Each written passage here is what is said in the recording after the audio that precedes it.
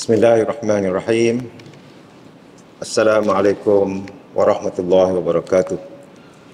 Alhamdulillahirabbil alamin wa bihi nasta'in wal 'aqibatu lil muttaqin wala 'udwana illa 'alal zalimin.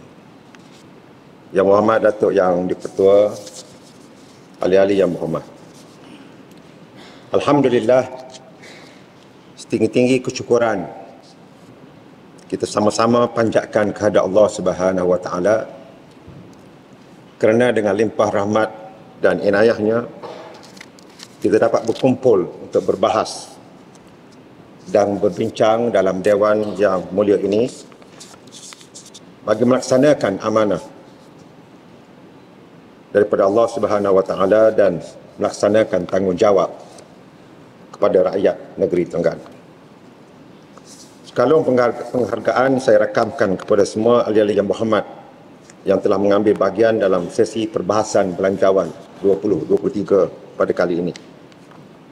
Sudah tentu segala pandangan dan cadangan baharu dan cadangan penambahbaikan, malah kritikan yang baik untuk rakyat dan negeri akan dipertimbangkan oleh pihak kerajaan dengan hati yang terbuka, insya-Allah.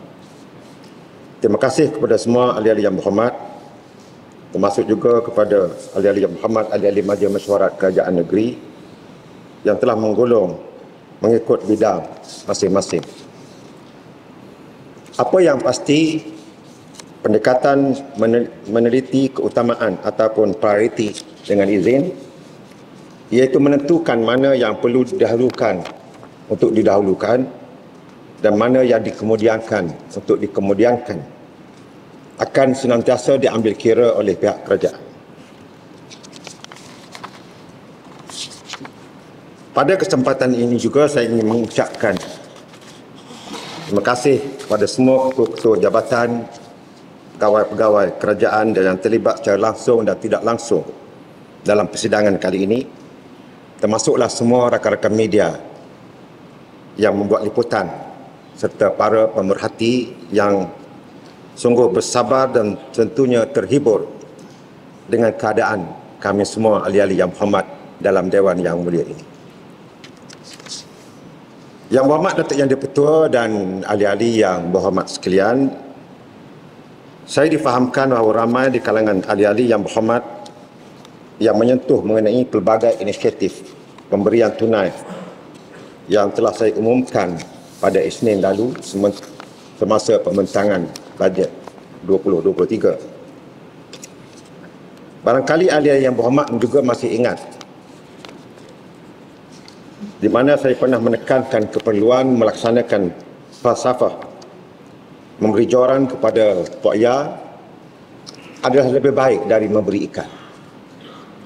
Dalam salah satu ucapan penggulungan saya di Dewan Yang Mulia ini pada satu ketika dahulu.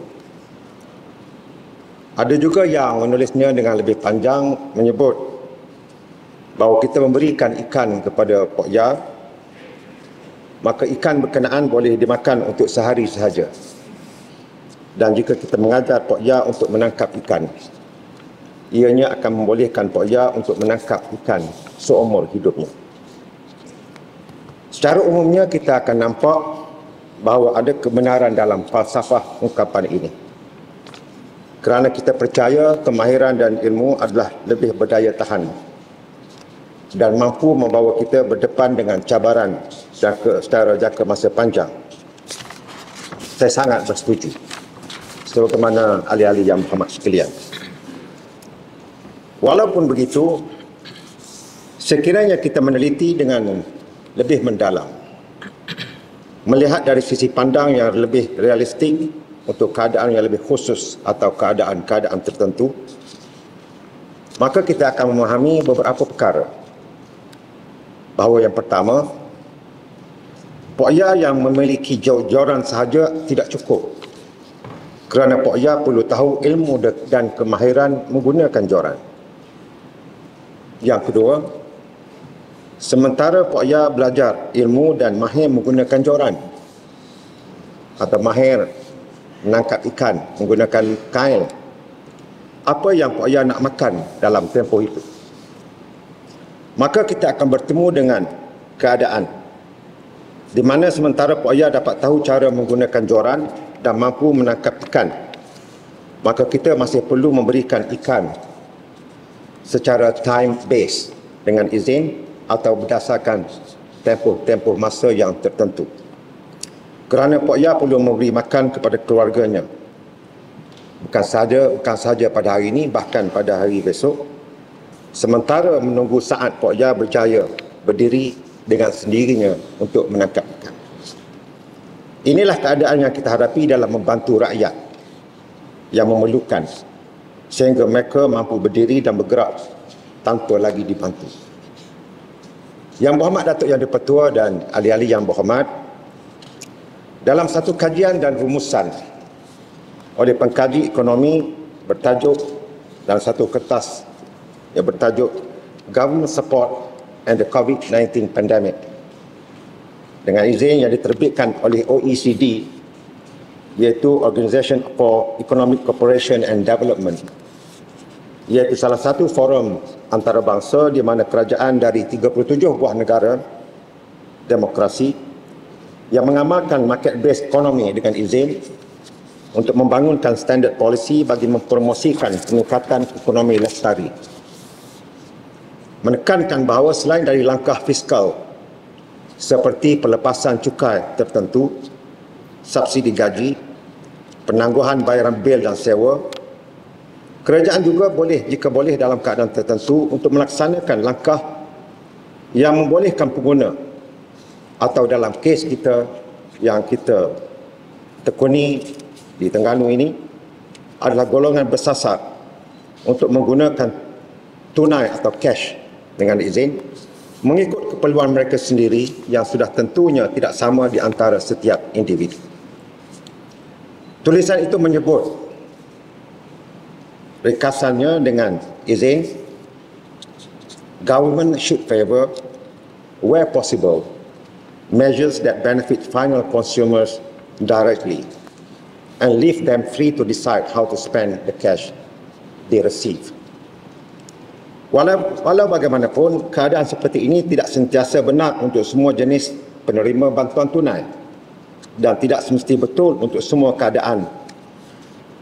Contohnya yang juga disebut oleh pakar ekonomi OECD, bahawa dalam keadaan tertentu meminta penerima bantuan untuk membelanjakan bantuan tunai untuk tujuan yang khusus tertentu.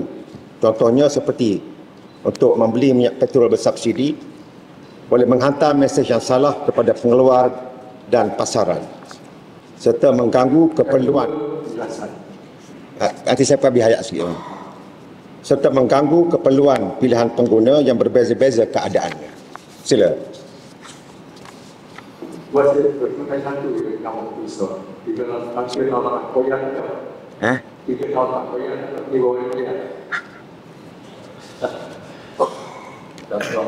Terima kasih. Terima kasih kepada Kija. Saya nak sebut Pok Ing pun rasa tak tergamak. Jadi saya sebut Pok Yah lah.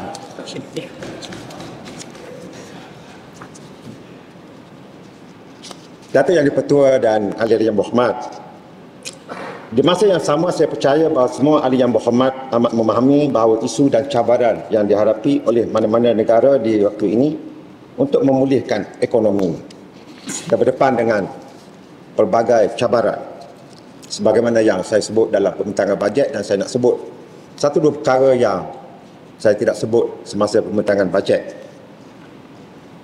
Kita berdepan dengan isu global, masih lagi sakit-baki wabak COVID-19, dasar sifar COVID-19 di China, konflik antarabangsa, gangguan rantaian bekalan, kenaikan harga komoditi, dasar monetary yang diperketatkan, serta ancaman iklim dan bencana. Manakala isu domestik pula adalah seperti peningkatan kadar inflasi dan kos sara hidup, tahap pengangguran yang belum kembali pada tahap pra-pandemik, peningkatan golongan mudah terjejas atau golongan rentan, penyusutan mata wang ringgit, serta kedudukan keuangan kerajaan yang mencabar. Ini adalah antara backdrop dengan izin cabaran-cabaran dekat global dan domestik yang sedang kita hadapi, masih lagi hadapi.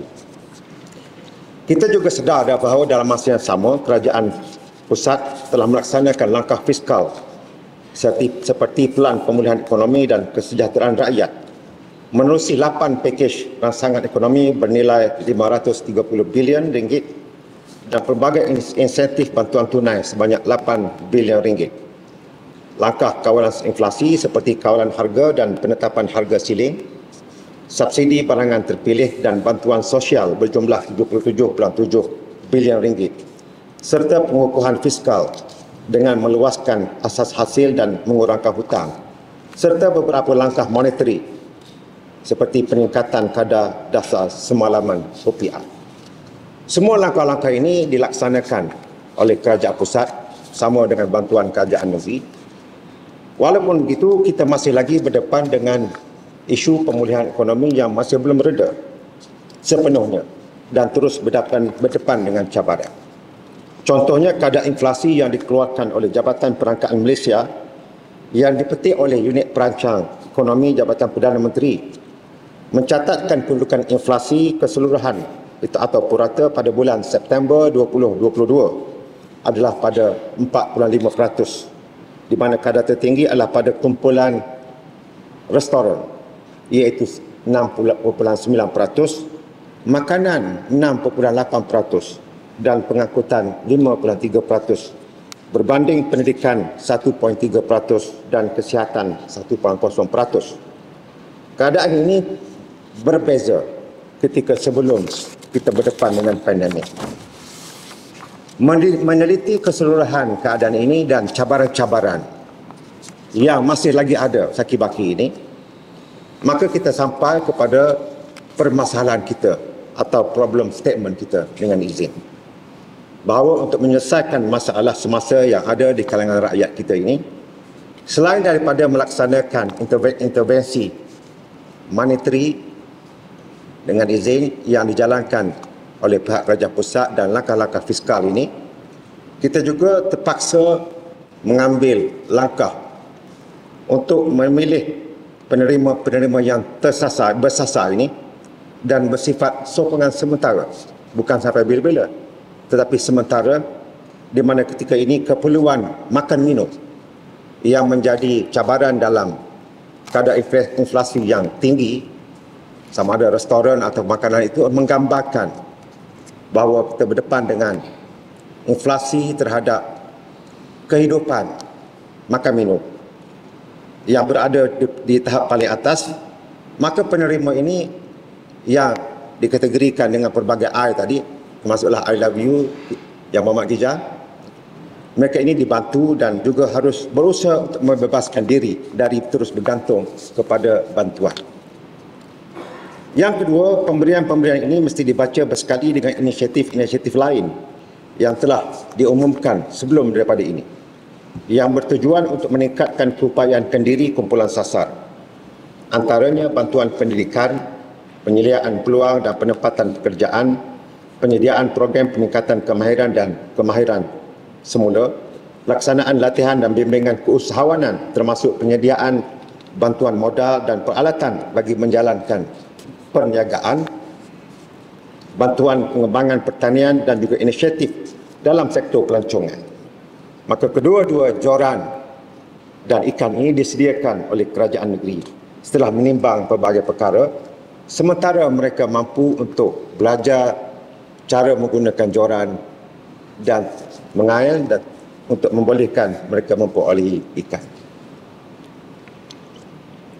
Ketiga, bagi menjunjung titah Bauduli Tuanku Sultan sempena istiadat pembukaan penggal kelima Dewan Undangan Negeri ke-14 pada Mac lalu, saya telah mengaraskan tesis dengan kerjasama UMT Universiti Malaysia Terengganu untuk menjalankan kajian bagi melihat impak pelbagai faktor ketidaksentuhan global ke atas sektor ekonomi dan sosioekonomi di negeri Terengganu ini.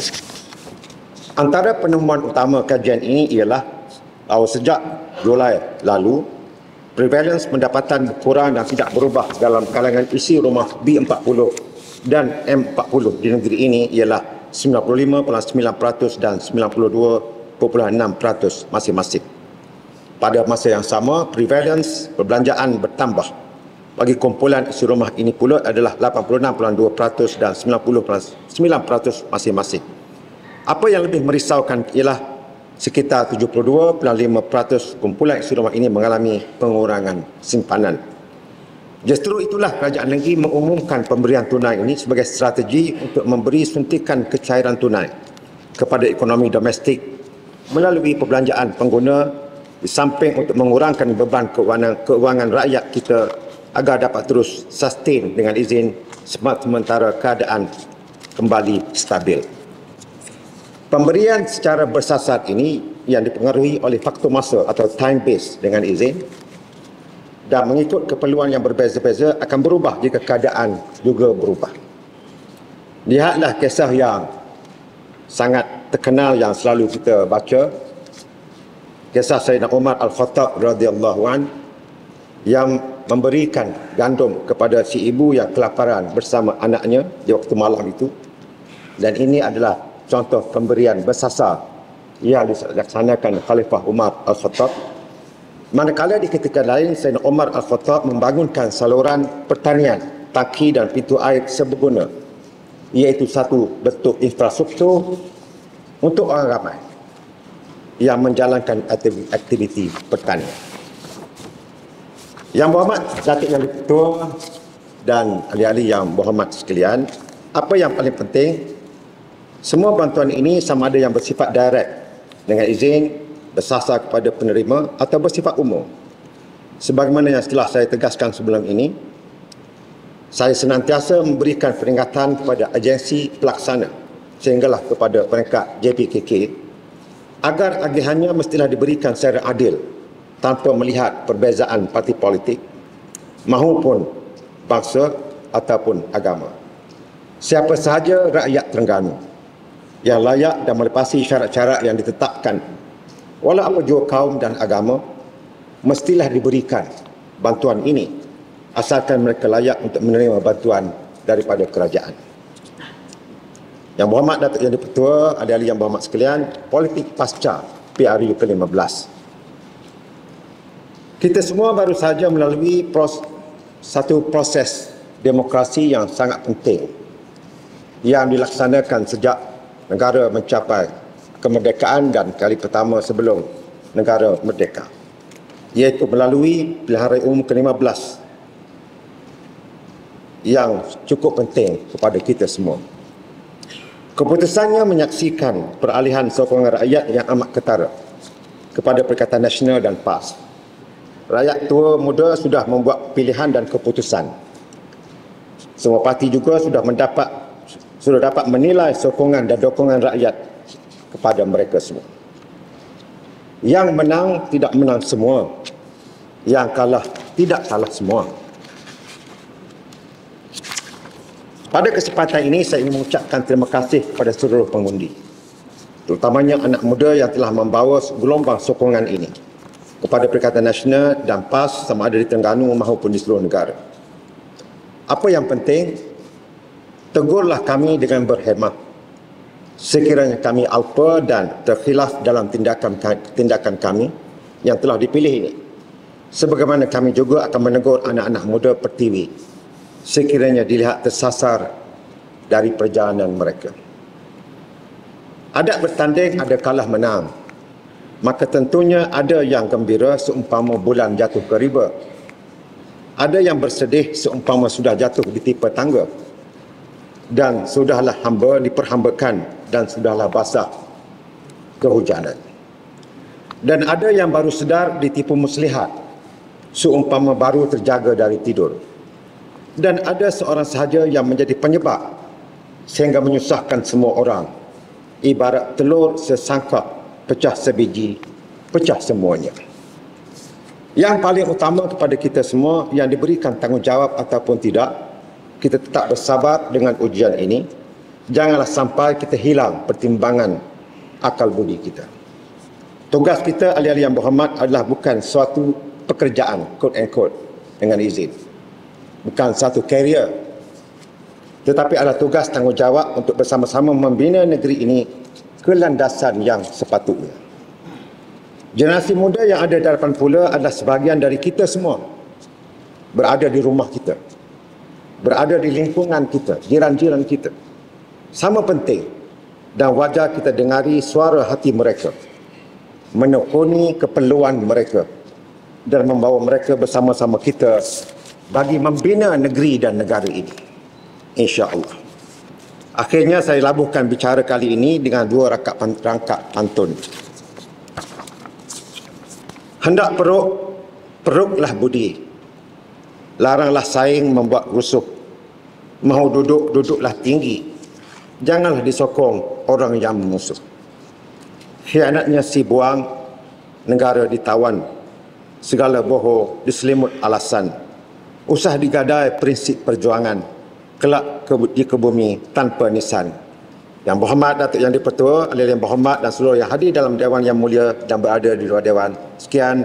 Wabillahi taufiq hidayah. Wassalamualaikum warahmatullahi wabarakatuh.